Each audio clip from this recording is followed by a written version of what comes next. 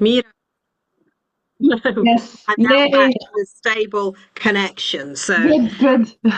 hopefully, Let's take a fingers deep breath. crossed. You know, I call it the technology pirates when Oh, we truly oh, I want to do just, something.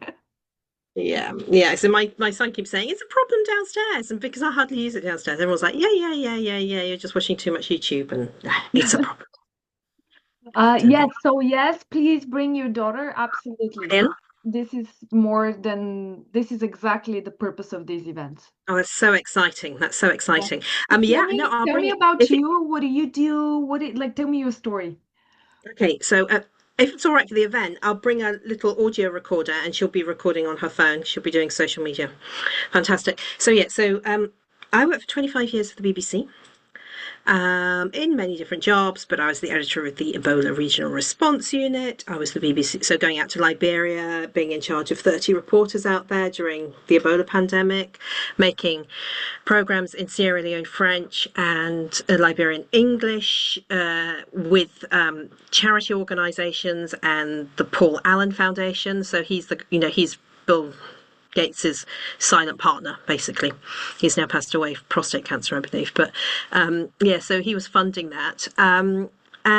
So done that. World Service Health correspondent, covered SARS. I'm 50 years old, so I've been around a while. They covered SARS, covered MERS, done lots of traveling, lots of reporting from around the world. And yeah, the last job I was doing was producing Digital Planet, which was the BBC's top technology show. It was on World Service and it was a podcast. We had 1.5 million downloads a year. And what happened was that the pale, male, stale BBC management axed us. A new manager came in who wanted his pet project, not us, and in a crowded podcast market got rid of their biggest technology show. Within 2 days of the announcement, I got an investor and we've been doing that. We're now at about 15,000 downloads a month, which is about 180,000 a year. I love that. Still not making enough money Yay. at all. We have some sponsors, but yeah, I mean, it's a whole new world of, business, etc., is very different to a secure world of the BBC. So, we have our issues there. And we've had as a show, it's an incredible success. We've had Jimmy Wales on, he's a huge fan. We had Dame Steve Shirley before she passed away. She had a new book out and she only talked to me and Gareth, our presenter, because she respected us so much, and to Steve Bartlett. So she did that for the publicity, but she did us for the tech side of things. So yeah, we've had that. We had in Website Rio, we had Brittany Kaiser on stage. We did a podcast with her and with one of our sponsors as well. So that was amazing. And it was really what the press officer said to us. He said what was amazing was that, it kind of started with about 40 people, but immediately, as soon as both you and Gareth started talking, there was this energy that just the whole place was filled, the whole stage was filled, all the seats were filled, and there were people standing around. We came off, and people were asking for selfies, and we were like, "Oh, okay." They were, and they were posting. I was like, I can't believe this. It's like proper fandom. It was really bizarre. So yeah, so that's what we do, and the whole program is about tech for good and tech solutions and looking at how technology impacts our everyday lives and the untold unloved technology stories and getting people to really have a think about things. We do a lot of things like internet shutdowns because no one reports on them. The impact that has on people's lives is just astounding. We do obviously bias in AI. We're doing a whole cybersecurity special next week where we're looking first of all at a lot of the bigger companies who admit to or are forced to admit that they've been attacked and they've had a breach. So looking a bit at that with a cybersecurity professor. And then the second half is we've got Irina Volonitska, who's an amazing woman who is the president of SET University in Ukraine, and how literally they set up the university like 2 days before war broke out, before the invasion by Russia. And they work on this kind of a startup model. So they get funding from investors, from funders, from organizations, from foundations to run the university. And Ukraine's gone from a IT service industry very much where, people would contract out their services and then, get them to do it because it was cheaper and better, to now a cybersecurity specialist, because obviously they are constantly under cybersecurity attack, yeah? Constantly, constantly, constantly, and they have to learn like this. And so the university has really pivoted and is teaching especially women in this. So people come, as you're saying, major companies come to us and governments come to us to check their new cybersecurity measures before implementing them, because they know that, unfortunately, you Yeah. know, we've had so much experience that we can see if it stands up to muster. And so, yeah, so that's the program for next week. Yeah, so that's the kind of things we do. I Yeah. love that. What a great story. We're gonna have a session on technology. I would love for you to somehow participate with this if Oh you're open wow, to it. Because definitely, definitely. the idea is we're gonna have a very short panel, just to open up the conversation, set up the tone, and then we want to kind of leave the room open and have a few discussions on women, for example, on communications, technology, and health and wellness, and just come up with a quick brainstorm how everybody can contribute to a current problem. It's Oh, almost like oh wow, the peace committee gathered there, all these women.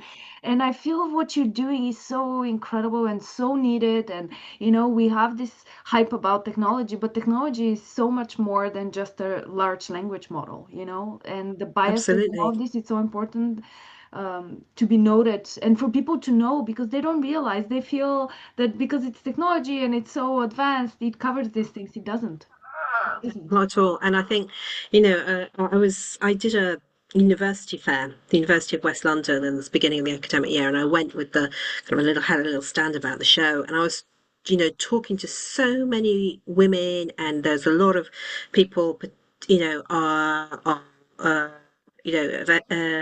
with from ethnic minorities, and none of them had any clue that AI is biased because it's based on white middle-aged men, mainly the data coming from there.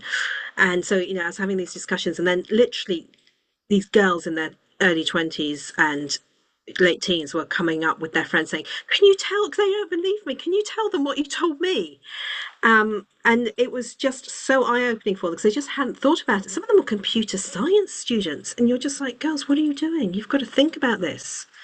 Yeah, Well, but if I we don't also get it. think that the hype, as we were talking, the hype, in media is almost suppressing critical thinking to some extent. It's It happening is so definitely. fast. It's everywhere. We're all paying for it. We were joking, in my master's program now that, we used to do unpaid labor to test their technologies. Now we do the unpaid labor and we pay for the upgrade. Yeah, well, very much so, very Who is much so. the most interesting woman in tech you've interviewed and had on the show?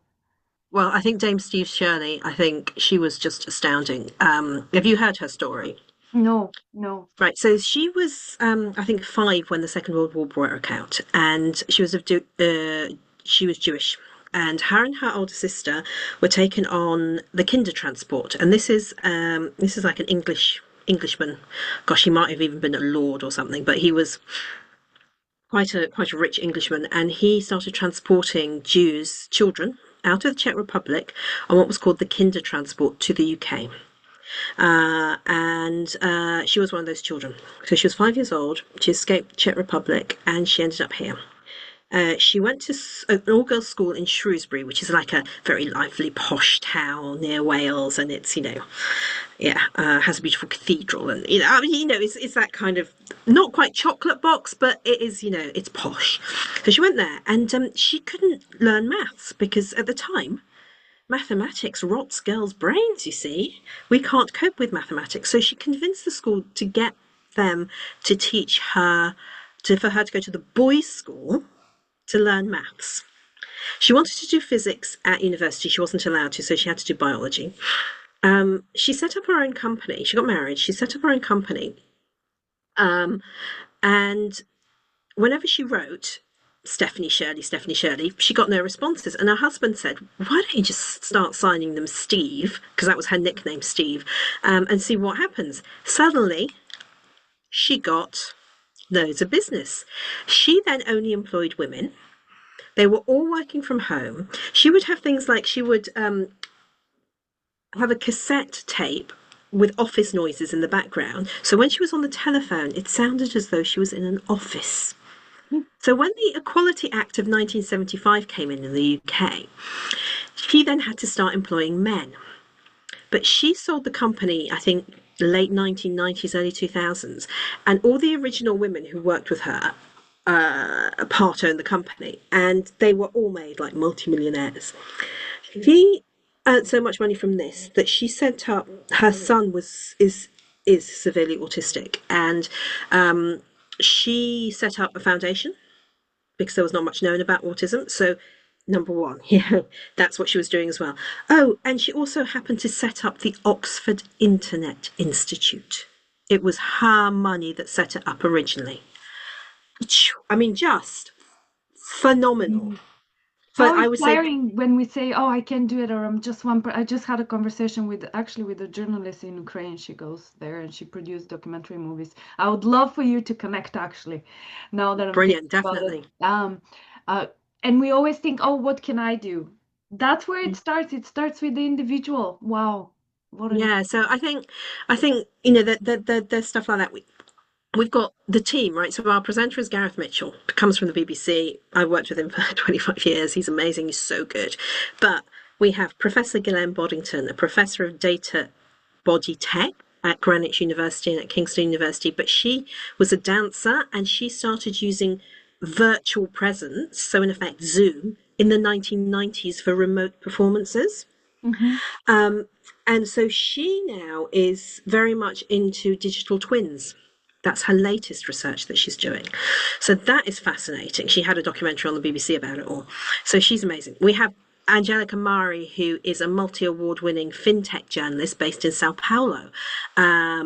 We have Wayrumu Gitahi, who is also a journalist, probably about 25 years behind her, at least, if not 30. And she's based in Nairobi, and she has done a lot of social campaigning and a sort of social and mixing that with business entrepreneurship and technology. hmm So, we get the Africa angle. We have Shavi Sachdev, who is based in Mumbai, and she's a science and technology journalist who has her own podcasting company called Sonolog, and she's amazing. She's probably in her early 40s. So there's that. Our production manager is female. There's me. I mean, and the thing is, like, it all works. I mean, from a kind of like a teamwork point of view, it's just amazing. We all have the same vision, the same need, etc. And it's all like, I get a call from Wayroom in the morning saying, Anya, there are storms. Can we, what can we do? And, there's none of this, we just all work together and, in a way that I don't think, I certainly didn't get at the BBC with a lot of men. It's my way or the highway, and that has to be it. And yeah, and I think that really helps as well. So the team is all very much female led as well. hmm And I'm so impressed that you've managed to turn around and find a sponsor for the show. I think this is Yeah, I mean, I've got two sponsors now, but again, it's like you send them invoices and they're just like, and then it doesn't come, and then you're just like, one I know. they're but one's in the Middle East and one's in Latin America, and you're just like, come on, come on, come on. So it's yeah, we're learning. I think is probably the best. I You love know, the that. You know, that I'm always about the creative ideas. How amazing would be to have all these people in one place, huh? be Have you thought astounding. of just having those voices in one room and what can they do once Mm. physically connected? How incredible would that be? It would just be astounding. I mean, we would love to do like a, go somewhere in the world that none of us are from and do something there and have everybody, on stage. It would just be, Maybe, who knows? Maybe we're talking now. You know, when I first started, and I'm just one person, have my own small business. COVID completely destroyed me physically, financially, emotionally. And then I just can't give up when you find your purpose, when you mm, feel that there's some fire within you that can inspire yeah, others, you can't stop. And I mm, feel the yeah. stories that you're telling me are exactly like this. Normal people doing extraordinary things. Normal women that we usually have to walk around the current ideology, like the cassette to play noise or to sign It's with. just mind blowing that this is what they had to do, and that people. no one wanted to employ her or her company to program, um, when they were more than capable of doing it. They were very good at it because they were women. And, I remember my dad telling me a story that after he finished university, because of obviously the surname, he was Polish descent, he went to school in Glasgow. It was my grandfather who came over. He was the chief of command of the Polish army. He was a professional soldier. So, he was very high ranking. And my dad went to school in Glasgow. It's a place called St Mungo's, which is a really quite rough school. And then he went to university and he did his degree in mechanical engineering. And he had a friend who was Afro-Caribbean, and his surname was Brown. So if they just sent out CVs, his friend would get the interview, not him. If they had to send it out with a photo, my dad would get it because he was white, and his friend wouldn't get it because he had brown skin. I mean, literally. No. I remember, and I was just like saying, but didn't I was a child. My dad was explaining to me, it's like, look, people do have these perceptions still, and this must have been early 80s. I just remember my dad telling me all about this, and I was like, so, yeah, I know, unfortunately, we are set up with the old mindset that continues to linger in the development of technology, in the development of policies. That's why we see a lot of summits and a lot of talking, but not a lot of action. Like, yeah, how many times they're going to meet on sustainability? They've been meeting since the 50s. What is happening? We're just paying for very expensive dinners and jets. But I feel that telling those stories that empower are so important. So what you're doing is really crucial, I feel. And thank we you for try. it. I would We love try. for you to be part of the event. As I'm interviewing everybody, let's think how if you want to lead a group, we'll set Yeah. up a group, and I love to tell those stories because I think it's so incredible that. Brilliant. Tell me what time on it will be on November the So 10th, I'll because send you the link. So the event is only 2 hours. It's 12:30 to 2:30 on the 10th. oh gosh, Do you have I have a something podcast recording on the Monday at 2 o'clock at at Web 2 Summit. At 2 at Web Summit. at Let the me Web Summit, the location?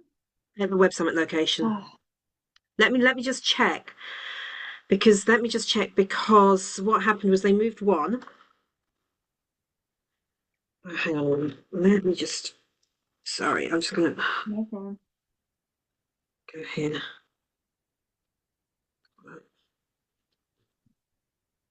Unless you invite them to record it at the castle.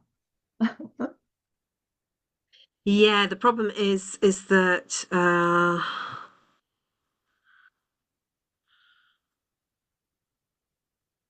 why can't I find this guy's emails?